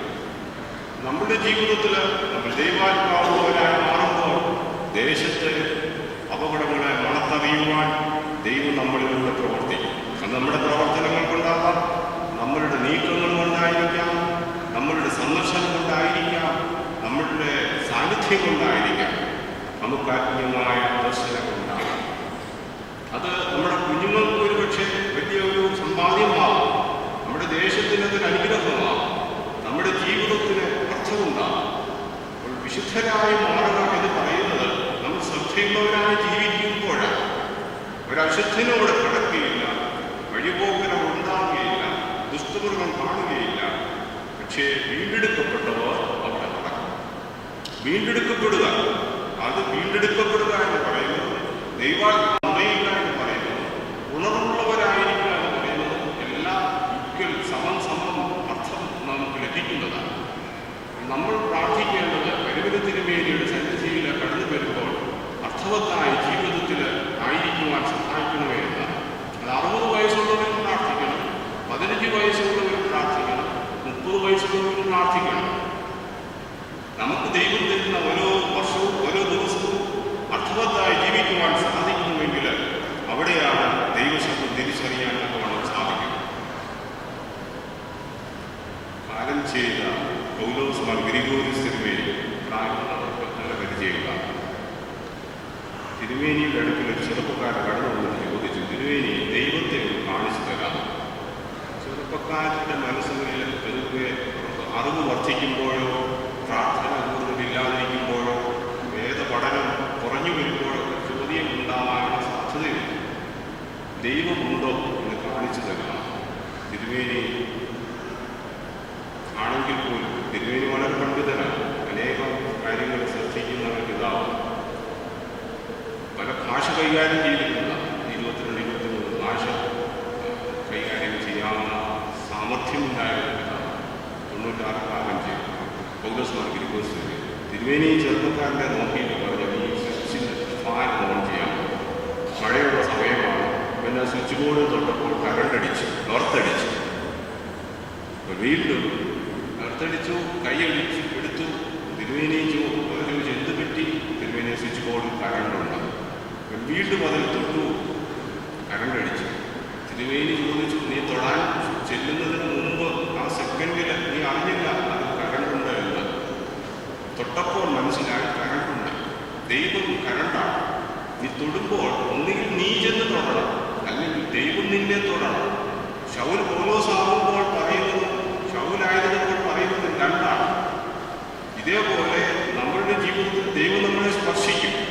അത് നമുക്കൊരു പക്ഷേ ക്യാൻസർ രോഗം പിടിപെടുന്നത് കൊണ്ടാവാം, അല്ലെങ്കിൽ ഒരു അപകടം ഉണ്ടാകുന്നതുകൊണ്ടാവാം, അല്ല കുഞ്ഞുങ്ങൾ വഴിപിടിച്ച് പോകുമ്പോഴാവാം, അല്ല സാമ്പത്തിക ക്ലേശങ്ങൾ ഉണ്ടാകുമ്പോഴാവാം, അല്ലെങ്കിൽ നമുക്ക് തന്നെ ശാരീരികമായിട്ടുള്ള അസ്വസ്ഥത ഉണ്ടാകുമ്പോഴാവാം നമ്മൾ ദൈവശബ്ദം കേൾക്കുവാൻ ശ്രദ്ധിക്കുന്നത്. അപ്പോൾ ദൈവത്തെ നല്ലവനെന്ന് രുചിച്ചറിയണമെന്നുണ്ടെങ്കിൽ ദൈവം നമ്മളെ സ്പർശിക്കണം, അല്ലെ നമ്മൾ ദൈവത്തെ സ്പർശിക്കണം. 15-ാം സങ്കീർത്തനത്തിൽ നമ്മൾ വായിക്കുന്നുണ്ട്, യഹോവയുടെ കൂടാരത്തിൽ ആർ പാർക്കും, അവന്റെ വിശ്വസ്ഥലത്ത് ആർ നിൽക്കും, നിഷ്കളങ്കനായി നടന്ന് നീതി പ്രവർത്തിക്കുകയും ഹൃദയവും സത്യം സംസാരിക്കുകയും ചെയ്യുന്നവൻ സത്യം ചെയ്തിട്ട് ഛേദം വന്നാൽ മാറാതെ തന്റെ ദ്രവ്യം പലിശയ്ക്ക് കൊടുക്കാതെയും കുറ്റമില്ലാതെ വിരോധമായി കൈക്കൂലി വാങ്ങാതെയും ഇരിക്കുന്നവൻ ഇങ്ങനെ ഈ ഒരു നാൾ കുടുങ്ങിപ്പോവുകയില്ല എന്ന് പറയും. യഹോവയുടെ കൂടാരത്തിൽ പാർക്കുവാൻ, ഈ ലോകത്തിൽ വസിക്കുവാൻ, ദൈവത്തിന്റെ മക്കളായിരിക്കാൻ യെശയ്യാ പ്രവാചകന്റെ പുസ്തകം 35-ാം അധ്യായം 8-10 വാക്യം പഠിപ്പിക്കുന്നത് പോലെ പെരുവഴിയിലുള്ള യാത്രയിൽ വീണ്ടെടുക്കപ്പെട്ടവരായി മാറുവാൻ നമ്മളും കടപ്പെട്ടവരാണ്. മാമോദിസ സ്വീകരിച്ചു, കുർബാന അനുഭവിക്കുന്നു, പ്രാർത്ഥനയിൽ പങ്കുകൊള്ളുന്നു, സഭാവിശ്വാസം അനുസരിച്ച് നമ്മൾ ജീവിക്കുന്നു. പക്ഷേ നമ്മൾ ഓരോരുത്തരും ഒരു സെൽഫ് റിയലൈസേഷനിലേക്ക് കടന്നു വരേണ്ടവരാണ്. നമ്മൾ ഓരോരുത്തരും റെക്കൺസിലേഷനിലേക്ക് കടന്നു വരേണ്ടവരാണ്. നമ്മൾ ഓരോരുത്തരും സെൽഫ് അനലൈസിംഗിലേക്ക് കടന്നു വരേണ്ടവരാണ്. നമ്മൾ സ്വയം പരിശോധിക്കുമ്പോഴാണ് നമുക്ക് കുറവുകൾ തിരിച്ചറിയാൻ സാധിക്കും. പ്രാർത്ഥനയിൽ നമ്മൾ എപ്പോഴും മറ്റുള്ള ആവശ്യങ്ങളാണ് സമർപ്പിക്കുന്നത്. ജോലി കിട്ടണം, രോഗം മാറണം, കുഞ്ഞുങ്ങൾ മിടുക്കരാകണം, ഉയർന്ന സ്ഥലങ്ങളിലും സ്ഥാനങ്ങളിലും ശമ്പളങ്ങളിലും ഒക്കെ പ്രവേശിക്കണം, അല്ലെങ്കിൽ ശാരീരികമായ ക്ലേശങ്ങളൊക്കെ മാറണം, വീട്ടിലെ പല ആവശ്യങ്ങൾ നടക്കണം. പുതിയ വീട് പണിയായിരിക്കാം, അല്ലെങ്കിൽ വാഹനമായിരിക്കാം, കുഞ്ഞുങ്ങളുടെ വിവാഹകാര്യമായിരിക്കാം, അല്ലെങ്കിൽ വീട്ടിലെ വൈശാഖിക ശല്യങ്ങളെ കുറിച്ചായിരിക്കാം. നമുക്ക് ആവശ്യങ്ങളും പരിഭവങ്ങളും കാണും. നമ്മൾ സ്വയം നന്നാകണം, ദൈവശബ്ദം കേൾക്കണം, ദൈവരാജ്യത്തിൻ്റെ പ്രവർത്തനങ്ങളിൽ പങ്കാളിയാവണം, യേശു തരുന്ന നന്മകളെ തിരിച്ചറിഞ്ഞ് പ്രതികരിക്കണമെന്നുള്ളത് നമ്മൾ പലപ്പോഴും ചിന്തിക്കുന്നില്ല. അവിടെയാണ് ജീവിതം അർത്ഥമല്ലാതെ മാറുന്നത്, ദുഷ്ടമൃഗമായി നമ്മൾ മാറുന്നത്, ദൈവശബ്ദം കേൾക്കാതെ മാറിപ്പോകുന്നത്. ഇവിടെ ഒരു സിംഹവും കൂടെ പറക്കുകയില്ല, ദുഷ്ടമൃഗം ഇവിടെ കടന്നു വരികയില്ല, വീണ്ടെടുക്കപ്പെട്ടവരവിടെ നടക്കും. ദുഷ്ടമൃഗമെന്ന് പറയുന്നതും സിംഹമെന്ന് പറയുന്നതും വഴിപോക്കർ കോശന്മാരെന്ന് പറയുന്നതും ഒക്കെ ഈ കൂട്ടത്തിലുണ്ട്, ഹൈവേയിലുണ്ട്, സാധ്യതകളുണ്ട് കടന്നു വരാൻ. ഇവിടെ വചനം പറയുന്നു അതിനുള്ള സാധ്യത ആ വഴിയിൽ നിന്ന് ഒഴിഞ്ഞു മാറുവാൻ വീണ്ടെടുക്കപ്പെട്ടവരതിൽ നടക്കണം. നമ്മളതിൽ നടക്കുവാൻ വിളിക്കപ്പെട്ടവരാണ്. മാമോദിസ സമയത്തെടുക്കുന്ന പ്രതിജ്ഞയാണ് സാത്താനെ ഉപേക്ഷിക്കുന്നു, മിശിഹായെ സ്വീകരിക്കുന്നു. സാത്താനെ ഉപേക്ഷിക്കുന്നു, മിശിഹായെ സ്വീകരിക്കുന്നു. സാത്താനെ ഉപേക്ഷിച്ച് മിശിഹായെ സ്വീകരിക്കുവാൻ നമുക്ക് സാധിക്കണമെന്നുണ്ടെങ്കിൽ നമ്മൾ യേശുവിന്റെ ശബ്ദം കേൾക്കുന്നവരായിരിക്കും. ദൈവശബ്ദം കേൾക്കുവാൻ സാധിക്കണം. ജീവിതം അർത്ഥമുള്ളതാണ്. ജീവിതം എൻജോയ് ചെയ്യണമെന്ന് പലപ്പോഴും പറയും. ജീവിതം എൻജോയ് ചെയ്യുന്നത് എങ്ങനെയാണ്? മദ്യപിച്ചും തമാശകൾ കണ്ടോ കേട്ടോ വർത്താനം പറഞ്ഞോ മറ്റുള്ളവരെ ഏതെല്ലാം വിധത്തിൽ ഉപദ്രവിക്കാം, അങ്ങനെയൊക്കെ ഉപദ്രവിച്ചു അയൽക്കാരൻ്റെയും അയൽക്കാരിയുടെയും ബന്ധുക്കളുടെയും ഒക്കെ നാശം കാണാൻ ആഗ്രഹിച്ച് അവരെ ഉപദ്രവിച്ചു ജീവിക്കുന്നതല്ല. നമ്മൾ സഹായം ചെയ്യാൻ സാധിക്കുന്നുവെങ്കിൽ അവിടെ നമുക്ക് ദൈവശബ്ദം കേൾക്കുവാൻ തക്കവണ്ണം സാധിക്കും. ദൈവശബ്ദം കേൾക്കുവാൻ സാധിക്കേണ്ടതിന് നമ്മൾ ആഗ്രഹമുള്ളവരാണ്. ഉള്ളിൽ നിന്നും ഒരു ഉൾവിളിയുണ്ടാവണം. നന്മ മാത്രം ചെയ്യാൻ ദൈവമേ എനിക്ക് ഇടവരുത്തണമേ. മദർ തെരേസ കത്തോലിക്ക സഭയുടെ മാത്രം ഒരു പ്രതിനിധിയല്ല. പാപങ്ങളുടെ അമ്മയെന്ന് ഓർമ്മിക്കാൻ തക്കവണ്ണം ഇടയായി തീർന്നത് നമുക്ക് ഉസ്താദ് സിനിമേരി യുവൻസുമാർ ഉസ്താദ് സിനിമേരി മാത്രമേ എനിക്ക് തോന്നുന്നു നമുക്ക് എടുത്തു പറയാൻ തക്കവണ്ണം അന്താരാഷ്ട്ര രംഗങ്ങളിലായിട്ട് കാണുവാൻ സാധിക്കും.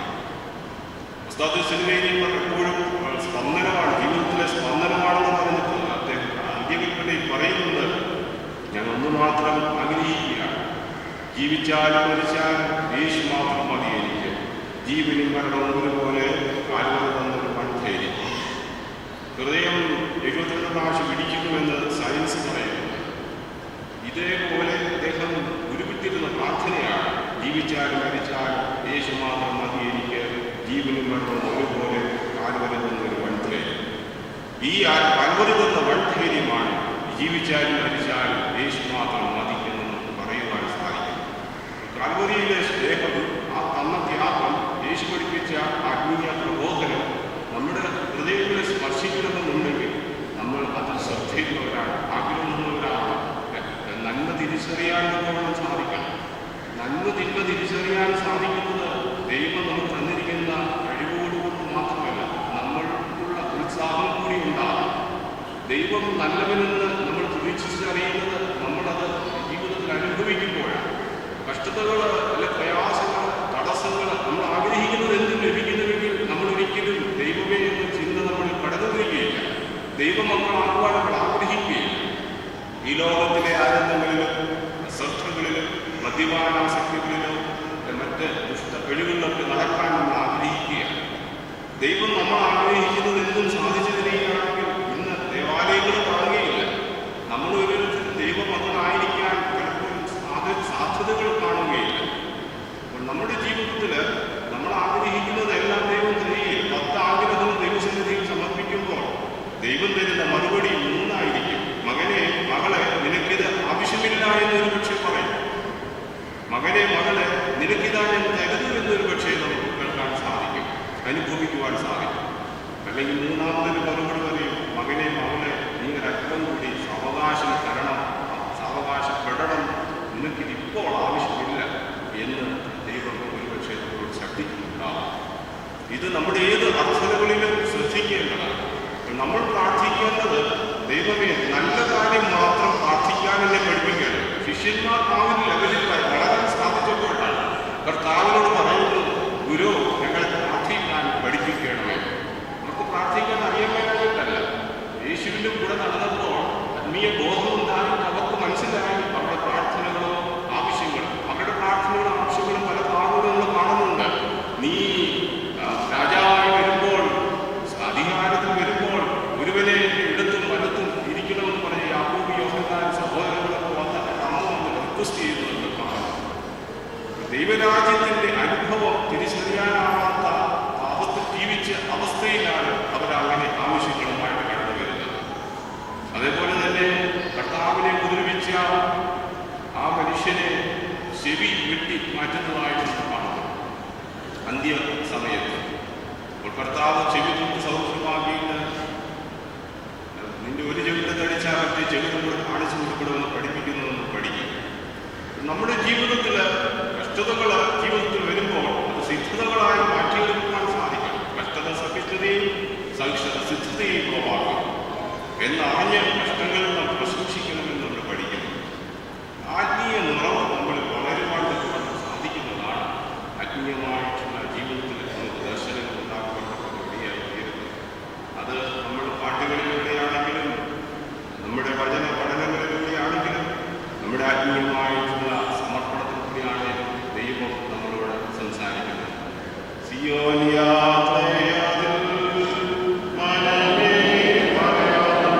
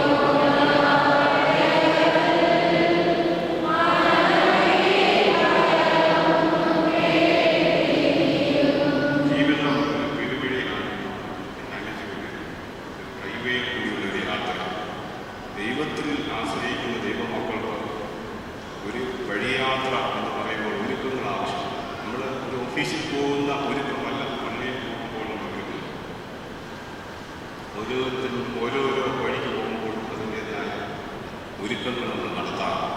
ഒരു സാധനം വഴി കുറേ സാധനങ്ങൾ വാങ്ങാൻ ഒരു കടയിൽ ചെല്ലുന്നുവെങ്കിൽ അത് തിരിച്ചു കൊണ്ടുവരുവാനുള്ള കാര്യങ്ങൾ കഴിക്കലായിട്ടിരിക്കും, പണം എടുത്തിരിക്കും, എന്നൊക്കെ വേണമെന്നൊരു ലിസ്റ്റ് നമ്മൾ ഒരുക്കും. അത് തിരിച്ചു കൊണ്ടുവരുവാൻ ഭാരമുള്ളതെങ്കിൽ ഓട്ടോറിക്ഷ പിടിച്ചോ സ്വന്തം വാഹനത്തിലോ എങ്ങനെ വീട്ടിലെത്തിക്കും എന്ന് ശ്രദ്ധിക്കും.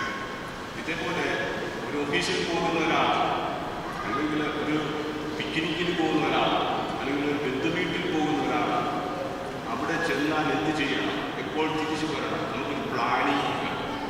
ജീവിതത്തിലും ഒരു പ്ലാനിങ് ആവശ്യമാണ്. ഈ പ്ലാനിങ്ങിലാണ് നമ്മുടെ ജീവിതത്തിന് അർത്ഥമുണ്ടാകും, ജീവിതം സന്തോഷകരമായി മാറും. അത് ദൈവാലയത്തിൽ ആരാധനയിൽ പങ്കുകൊള്ളുമ്പോഴാണെങ്കിലും, ഈ വിശുദ്ധന്റെ സന്നിധിയിൽ നിലനിൽക്കുമ്പോഴാണെങ്കിലും, ഒരുവിടെ തിരുവേദിയിൽ വേണ്ടി പ്രാർത്ഥിക്കണമേ എന്ന് നമ്മുടെ നാവിൽ ഉരുവിടുമ്പോഴാണെങ്കിലും, നമ്മുടെ ജീവിതത്തിൽ നമുക്ക് സന്തോഷം, സമാധാനവും സംതൃപ്തി ഉണ്ടാകുന്നത് നമ്മളെ തന്നെ സമർപ്പിക്കുമ്പോഴാണ്. ഒരുക്കങ്ങൾ ആവശ്യമാണ്. നൊയമ്പോടുകൂടെ വെള്ളിയാഴ്ച ഈ ദേവാലയത്തിൽ കടന്നു വരുന്നവരാണ് നല്ലൊരു ശതമാനം ആളുകൾ. ഉപവസിക്കുന്നത് നമ്മുടെ ലൗകികമായ ത്യാഗം, ആത്മീയമായ നേട്ടത്തിനിടയാണ്. പുറമേയുള്ള മനുഷ്യൻ ക്ഷയിക്കുന്നുവെങ്കിൽ അകമേയുള്ളവൻ നാളുമാണ് പുതുക്കം പ്രാപിക്കും. ഒരു നേരത്തിൽ ലഭ്യമായ കഷ്ടം അത്യധികം അനുമതിയാൽ തേജസ്സിന് നിത്യങ്ങൾ കിട്ടുവാൻ ഹേതുവാകുമെന്ന് 2 കൊരിന്ത്യർ 4:16 വായിക്കുന്നു. നമ്മൾ പെരുവഴിയിലെ യാത്രയിൽ, ഹൈവേയിലുള്ള യാത്രയിൽ ഒരുക്കമുള്ളവരാണ്. വാഹനം എന്ന് പറയുന്നത് സഭയായിട്ട് നമുക്ക് എടുക്കാം, കുടുംബമായിട്ട് നമുക്ക് എടുക്കാം, നമ്മൾ പാർക്കുന്ന വീടായിട്ട് നമുക്ക് എടുക്കാം, വസിക്കുന്ന ദേശമായിട്ട് എടുക്കാം. കരിമല പഞ്ചായത്തിൽ ജീവിക്കുന്നത് പോലല്ല കൂത്താട്ടുകുളം പഞ്ചായത്തിൽ ജീവിക്കുന്നത്. കൂത്താട്ടുകുളം ആളിൻ്റെ അനുഭവങ്ങളും ജീവിത സൗകര്യങ്ങളുമല്ല വയനാട്ടിലെ വില്ലേജിൽ നമുക്ക് ലഭിക്കുന്നത്. വ്യത്യാസമുണ്ട്. ആ സാഹചര്യങ്ങളിൽ നമുക്ക് എങ്ങനെ ദൈവനാമ മഹത്വത്തോടെ ജീവിക്കുവാൻ സാധിക്കുമെന്ന് ശ്രദ്ധിക്കുമ്പോഴാണ് നമ്മൾക്ക് ആനന്ദവും അർത്ഥവും ജീവിതത്തിൽ ലഭിക്കുന്നത്. ജീവിതത്തിൽ എനിക്ക് മടുത്തു എന്ന് നമുക്ക് തോന്നുന്നത് എന്തുകൊണ്ടാണ്? നമുക്ക് ഉത്തരവാദിത്തങ്ങളില്ലാത്തതുകൊണ്ടാണ്, നമുക്ക് സുബോധമില്ലാത്തതുകൊണ്ടാണ്, നമ്മൾ ആത്മീയ നിറവില്ലാത്തവരായതുകൊണ്ടാണ്, ദൈവാത്മാവിൽ നമ്മൾ വളരെ പിന്നോട്ട് നിൽക്കുന്നത് കൊണ്ടാണ്. ദൈവത്തിന് വേണ്ടി ഈ ലോകത്തിൽ ജീവിക്കണമെന്ന് നമ്മൾ ആഗ്രഹിക്കുമ്പോൾ അവിടെ അത്ഭുതങ്ങൾ അനുഭവിക്കുവാൻ സാധിച്ചു. ചീഞ്ഞ് 4 ദിവസമായ ലാസന്റെ കല്ലറയ്ക്കൽ കർത്താവ് കടന്നു വന്നിട്ട് പറയുന്നു, ലാസൻ മരിച്ചിട്ടില്ല, ലാസൻ മരിച്ചിട്ടില്ല, ലാസൻ മരിച്ചിട്ടില്ല, ഉറങ്ങുന്നത്രേ ഉള്ളൂ. ഈ സ്റ്റിൽ സ്ലീപ്പിംഗ്. 4 ദിവസമായി കല്ലറയിൽ ചെന്നു യേശു തമ്പുരാൻ അരുളി ചെയ്തു, ജീവന്റെ ഉടയവൻ കൽപ്പിക്കുന്നു, ലാസറെ പുറത്തു വരിക. ആ ലാസർ കർത്താവിന് വേണ്ടി ജീവിച്ചു. നമ്മുടെ ജീവിതത്തിൽ മരണമെന്ന് പറയുന്നത് ഉറക്കമെന്നാണ് കർത്താവ് പഠിപ്പിക്കുന്നുണ്ട്. പുനരുത്ഥാനം ജീവനുമെന്ന് കർത്താവ് തെളിയിക്കുകയാണ്.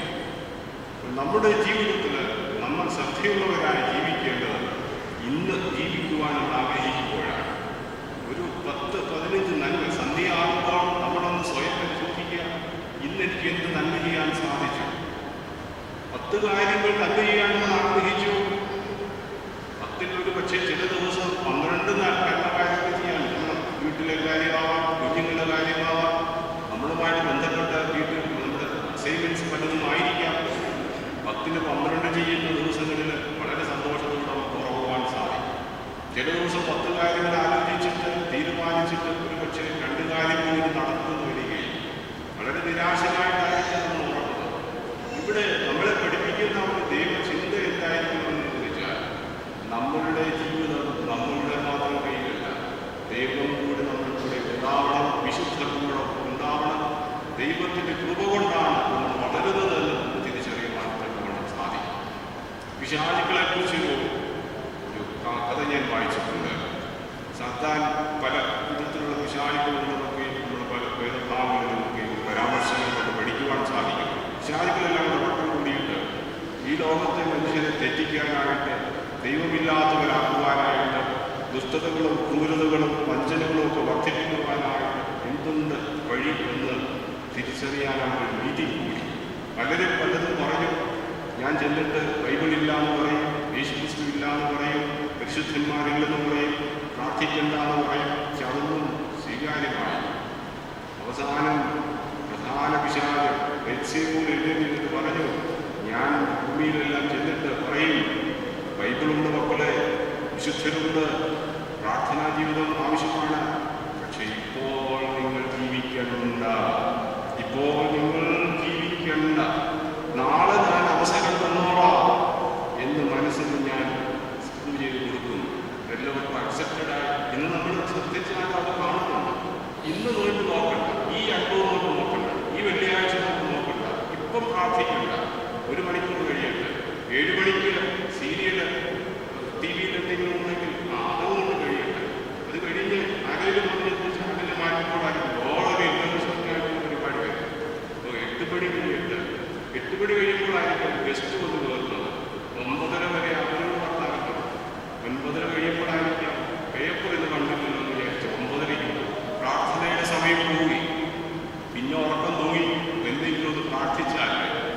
ഇവിടെയാണ് നമ്മുടെ ജീവിതത്തിൽ ആദ്യം ഞാൻ പറഞ്ഞതുപോലെ അമ്മച്ചിയുടെ കോഴിക്കുഞ്ഞും കുണ്ടുമൊക്കെ കാണും.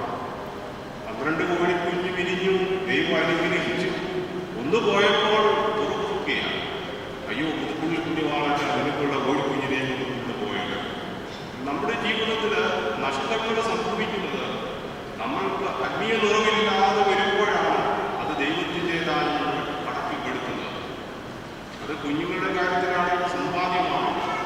25,000 രൂപ ബിസിനസ് നടത്തി ലാഭം കിട്ടുന്നുവെങ്കിൽ 5,000 രൂപ പരുവത്തിന്മേലേക്ക് കൊടുത്തേക്കാം, പരുവത്തിന്മേൽ കവറിൽ വിട്ടേക്കാം എന്ന് നമ്മൾ നേർച്ച നടത്തുമെങ്കിൽ അതൊക്കെ ശരിയാണോ എന്നുള്ളത് രണ്ടാമത്തെ ചോദ്യം. പക്ഷെ നമ്മൾ പലപ്പോഴും അതൊക്കെ ചെയ്യാറുണ്ട്. അത് നമുക്ക് അനുഭവങ്ങളിൽ നമുക്കുണ്ടാകുന്ന സന്തോഷം കൊണ്ട് നമ്മൾ പ്രതികരിക്കുന്നതാണ്. വീടാമെന്ന് വിചാരിക്കുമ്പോഴാവാം കുഞ്ഞുങ്ങളിൽ ഒരാൾ ഒന്ന് തെറ്റി വീണു, കൈ ഒടിഞ്ഞു, ഹോസ്പിറ്റലിൽ കൊണ്ടുപോയി, 5,000 രൂപ ഹോസ്പിറ്റൽ ബില്ല്, അവൻ്റെ കൊണ്ടുപോയ ചിലവ്, പ്ലാസ്റ്റർ, മെഡിസിന്, അവൻ്റെ ബാക്കി കാര്യങ്ങൾ, പോയ വഴിക്കുള്ള ചിലവ് എല്ലാം 5,000. അപ്പോൾ മനസ്സിലായിരിക്കും പരിമല തിരുവേലിക്ക് അവിടെ പരിമല പണം ധാരാളമല്ലോ, 5,000 വേണ്ട, 2,500 മതി എന്ന് ചിലപ്പോൾ നമ്മുടെ കണക്കും പുസ്തകത്തിൽ എഴുതാൻ ആഗ്രഹിക്കുന്നു. ഇത് കോഴിക്കുഞ്ഞിൻ്റെ പോലെ തന്നെ ഒരു അനുഭവമാണ്. ഇതേപോലെ സമയമാണ്. അരമണിക്കൂർ പ്രാർത്ഥിക്കുന്നത് ഭവനത്തിൽ മറ്റു കാര്യങ്ങൾ വരുമ്പോൾ അരമണിക്കൂർ പ്രാർത്ഥിക്കുന്നത് വെച്ച് 10 മിനിറ്റായി ചുരുങ്ങും. നമുക്ക് ദൈവം തരുന്ന നന്മയാണ് ഉള്ളതെന്ന് തിരിച്ചറിയുമ്പോൾ ദൈവത്തിനുള്ളത് ദൈവത്തിന് എന്ന് കണ്ടാൽ പഠിപ്പിച്ച വാക്ക് നമുക്ക് ഓർക്കുവാൻ പൈസ ചൂണ്ടലിട്ട് ആദ്യം കിട്ടുന്ന മീൻ, കടലിൽ എത്രയോ ലക്ഷക്കണക്കിന് മത്സ്യങ്ങളുണ്ട്. ചൂണ്ടയിടുമ്പോൾ ആദ്യം കിട്ടുന്ന മത്സ്യം ദൈവം തരുവിടുതാരം പോലും എണ്ണിയിരിക്കുന്നു എന്നുള്ളത് അവിടെ വ്യക്തമാണ്. ആദ്യം കിട്ടുന്നത് എനിക്ക് നിനക്കും വേണ്ടി കൊടുക്കുക, കിട്ടുന്ന പോലും ദൈവത്തിന് നിശ്ചയമാണ്. അപ്പോൾ നമ്മുടെ ജീവിതത്തിൽ അത്ഭുതങ്ങൾ അനുഭവിക്കുവാൻ നമുക്ക് സാധ്യതകളുണ്ട്. തീർച്ചയായിട്ടും അത് വഴികളുണ്ട്. പെരുവഴി ഹൈവേയിലുള്ള യാത്രയിൽ നമ്മൾ വിശുദ്ധരായി മാറേണ്ടവരാണ്, വീണ്ടെടുക്കപ്പെട്ടവരായി മാറേണ്ടവരാണ്. അതാണ് ഈ 35-ാം അധ്യായം അവസാനത്തെ 8-9 വാക്യങ്ങൾ പഠിപ്പിക്കുന്നു. അപ്പോൾ നമ്മൾ അശുദ്ധരായി ജീവിക്കേണ്ടവരല്ല, ദുഷ്ടമൃഗങ്ങളെ പോലെ ആവേണ്ടവരല്ല. നമ്മളെ സംബന്ധിച്ച് വീണ്ടെടുക്കപ്പെട്ടവരായി മാറേണ്ടവരാണ്. വീണ്ടെടുക്കപ്പെട്ടവരായി മാറുമ്പോഴാണ് ദൈവം നമ്മളെ പ്രസാദിക്കുന്നത്. നമ്മൾ ആഗ്രഹിക്കുന്നതിനപ്പുറമായിട്ടുള്ള നന്മകൾ നമുക്ക് ചെയ്യുവാനായി സാധിക്കണം. നമ്മൾ സ്വയം നന്നാവുവാനുള്ള ആഗ്രഹിക്കണം.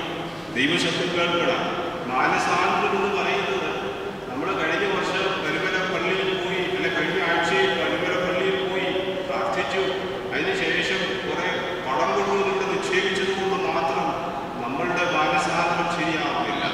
നമ്മൾ കഴിഞ്ഞ പ്രാവശ്യം വന്നപ്പോൾ മദ്യപാനികളായിരുന്നുവോ, ദൂഷ്ട വാക്കുകൾ ഉപയോഗിക്കുന്നവരായിരുന്നുവോ, അല്ലെങ്കിൽ മറ്റുള്ളവരെ ഉപദ്രവിക്കുവാൻ നമ്മൾ പരിശ്രമിക്കുന്നവരായിരുന്നുവോ, മറ്റുള്ളവർക്ക് നന്മ ചെയ്യുവാൻ അവസരങ്ങൾ ലഭിച്ചപ്പോൾ നഷ്ടപ്പെടുത്തിയവരായിരുന്നുവോ, ഇത് തിരിച്ചറിഞ്ഞ് അത് നമുക്ക് വേണ്ടവണ്ണം നമ്മുടെ അവസരങ്ങൾ പ്രയോജനകരമാക്കി തീർത്ത് ദൈവനാമം മഹത്വപ്പെടുവാൻ, ദൈവശബ്ദം ഭൂമിയിലൊക്കെ ആകുവാൻ, ദൈവരാജ്യം ഈ ഭൂമിയിൽ വന്നമേന്ന് പ്രാർത്ഥിക്കുന്നതോടൊപ്പം തന്നെ അതിനുവേണ്ടി എന്നാലാവുന്നത് കണ്ണാൻ കുഞ്ഞിനും തന്നാലായത് എന്ന് നമ്മൾ പഠിക്കുന്ന അർത്ഥവാക്യം നമ്മൾ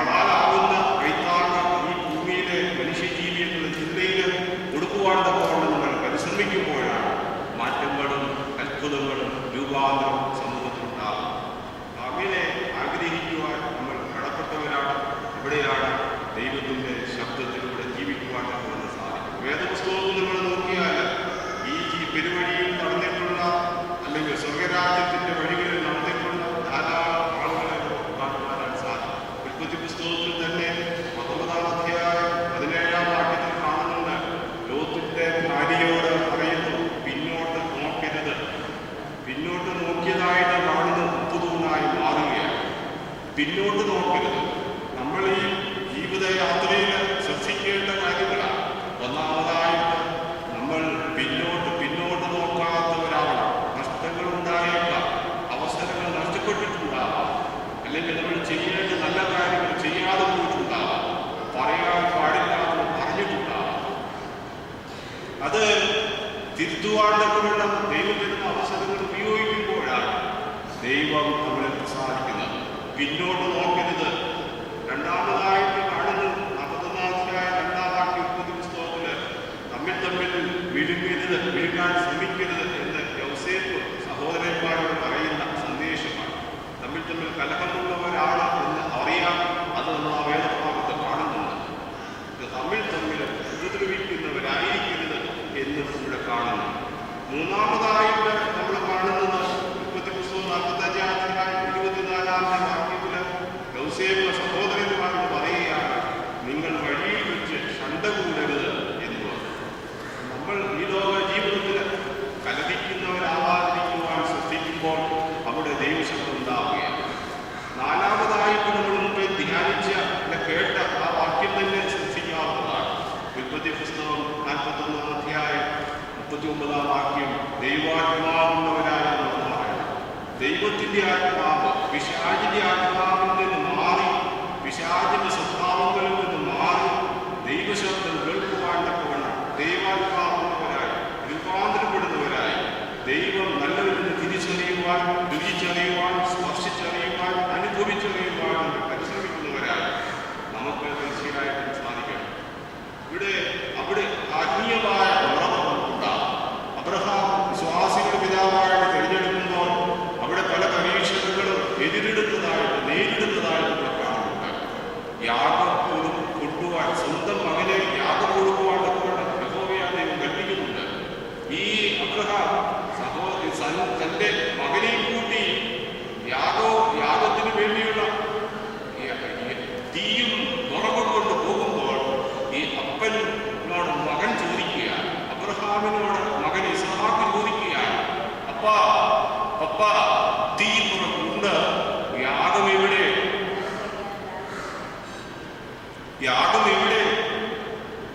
അപ്പനോട് മകൻ ചോദിക്കുകയാണ്. ദൈവത്തിന്റെ കൽപ്പനയാണ്. ചങ്ക് പൊട്ടിയിട്ടുണ്ടാവാം അപ്പന്റെ. ആ അപ്പൻ മകന്റെ ചോദ്യത്തിന് ഉത്തരം കൊടുക്കാൻ സ്വല്പം ഒരു കോമായിട്ട് കാണും. ദൈവം കരുതിക്കൊണ്ടു എന്ന് മറുപടി കൊടുക്കുന്നുണ്ട്.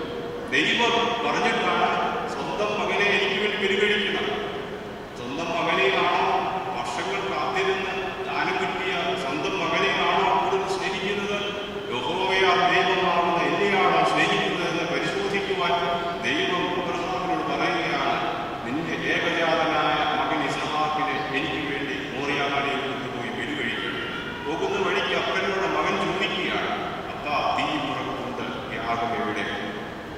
ദൈവം കരുതിക്കൊണ്ട് പുറകെല്ലാം അടുക്കി മകനെ കിടത്തി കത്തി ഉയർത്തുമ്പോൾ യഹോവയാ ദൈവം കൽപ്പിക്കുന്നു, ബാലന്റെ മേൽ കൈവയ്ക്കരുത്. ബാലന്റെ മേൽ കൈവയ്ക്കരുത്. അപ്പോൾ അവിടെ വിശ്വാസത്തിന്റെ തീവ്രത നമ്മൾ കാണും. വിശ്വാസിയുടെ പിതാവാകുന്ന father of the all faithful അബ്രഹാമിനെ തിരഞ്ഞെടുത്ത് നമ്മൾ കാണുന്നു.